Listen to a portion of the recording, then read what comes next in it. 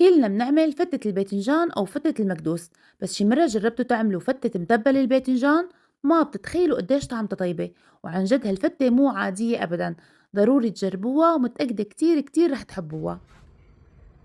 وأول شي بدنا حبة باذنجان كبيرة أو حبتين وسط، بعملهم ثقوب بالسكينة وبشويهم على عين الغاز لحتى ياخدوا نكهة التدخين، وبعد ما يبردوا شوي بقشرهم وبقطعهم بالسكينة بهذا الشكل، وبصفيهم منيح من المي اللي نزلت منهم وبحطهم بجاد غميق. وهلأ رح أضيف عليهم كاسة من اللبن الرايب وربع كاسة من الطحينة، وكمان رح أضيف لهم عصير نص ليمونة، سنين من الثوم المهروس وشوية من البقدونس، وأكيد الملح، وبحركهم كتير منيح مع بعض وهيك المدبل صار جاهز معنا. وبحطهم على جنب، وهلا رح اخد رغيف خبز ورح اقطعه وبدي الي، فيكن تقلوه او تشوه مثل ما انتم بتحبوا.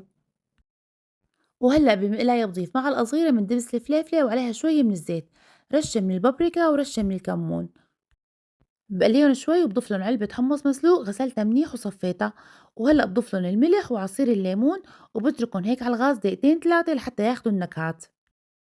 وهلأ صار وقت نطبق الفتة بشاط البايركس، بحط المتبل اللي عملته وفوقهم الحمص وعليهم طبقة من الخبز المقلي، وبزينها بالرمان وشوي من البقدونس، وإذا عندكم كمان شوية مكسرات بتضيفوا لها. وشوفوا لي ما شاء الله على هاللوحة الفنية، عن جد بتشهي القلب.